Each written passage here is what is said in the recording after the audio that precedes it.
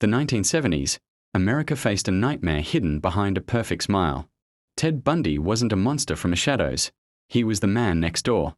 Intelligent, charming, and polite. But behind that calm mask lived one of the most calculating killers the world had ever seen. Theodore Robert Cowell was born on November 24, 1946, in Burlington, Vermont. His mother, Eleanor Louise Cowell, was unmarried, and to hide the shame, her family pretended Ted was her brother. For years, Ted lived with his grandparents in Philadelphia, while his mother stayed for a time with her uncle before returning. He grew up believing his grandparents were his parents and his mother was his sister, a lie that would haunt him for life. In 1950, Louise moved with Ted to Tacoma, Washington, where she met Johnny Culpepper Bundy, a hospital cook. They married soon after, and Johnny adopted Ted, giving him his last name, Bundy. But Ted never accepted Johnny as his real father. He thought Johnny was simple, and their relationship remained distant.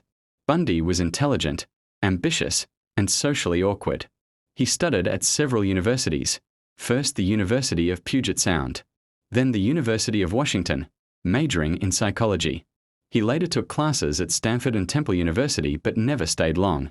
On the surface, he appeared like a normal young man.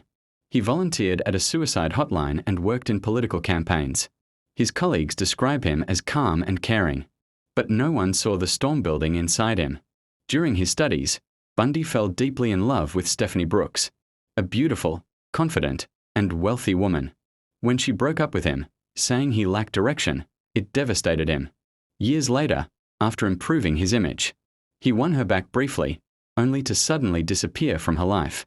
It was revenge, cold and calculated. Many of his later victims resembled Stephanie, dark-haired, refined, and gentle. In 1969, Bundy began dating Elizabeth Klopfer, a young secretary from Seattle. She loved him deeply, believing he was kind and caring.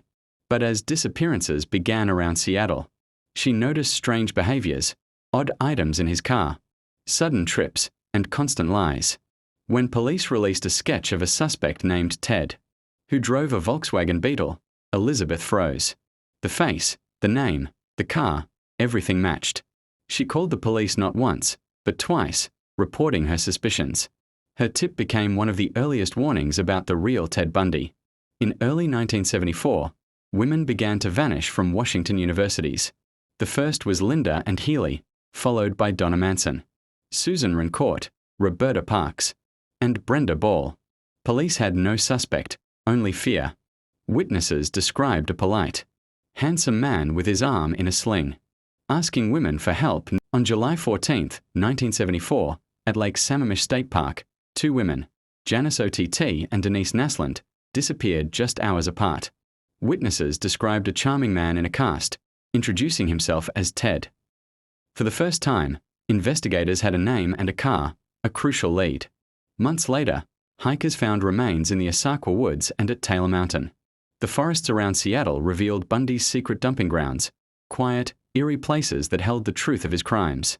Bundy moved to Utah to attend law school, but the disappearances followed him. Nancy Wilcox, Melissa Smith, and Laura Aim vanished without a trace. Then, in Colorado, Karen Campbell disappeared from a hotel hallway. Bundy was now crossing state lines, leaving a trail that spanned the country. On November 8, 1974, a young woman named Carol D'Aronch met a man claiming to be a police officer. He told her someone tried to break into her car and offered to take her to the station.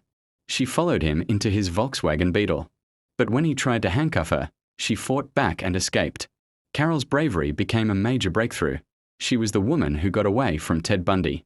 In 1975, a Utah Highway Patrol officer stopped Bundy's Beetle. Inside, police found handcuffs, masks, and strange tools. He was arrested, and Carol D'Aronch identified him in a lineup.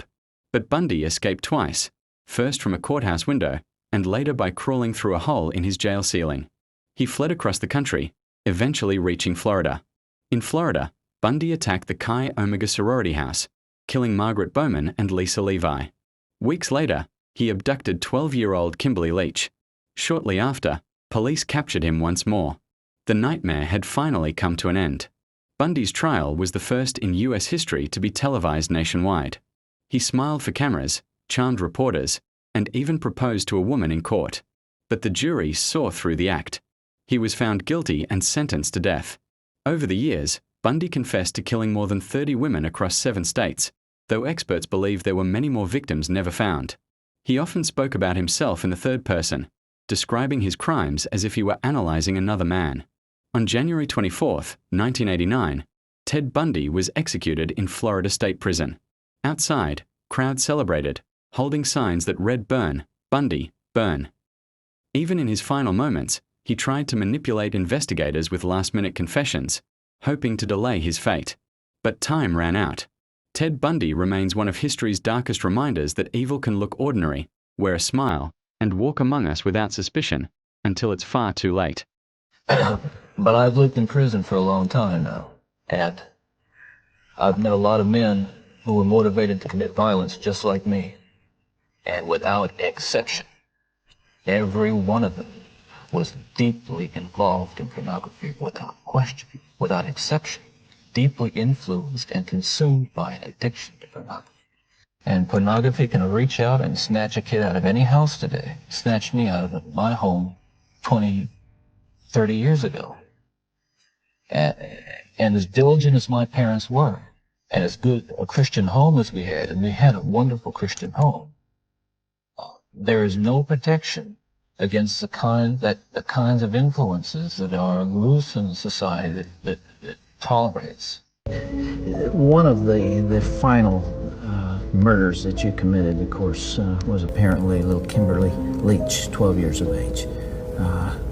I think the public outcry is greater there because an innocent child was taken from a playground. What did you feel after that? Were there the normal emotions 3 days later, or where were you, Ted? I can't really talk about that right now. That's weird. It's too painful. I would like to be able to convey to you what that experience is like, but I won't be able to talk about that. Okay.